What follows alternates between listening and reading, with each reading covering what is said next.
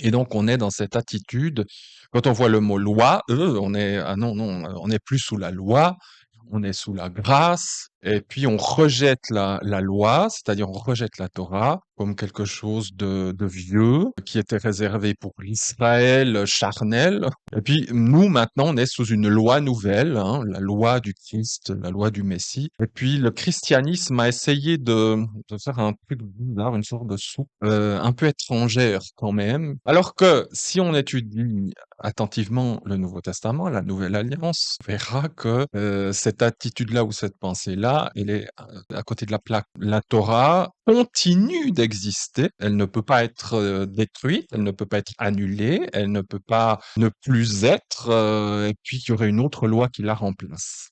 C'est impossible. On verra que la Torah, c'est la volonté de Dieu dite à la perfection.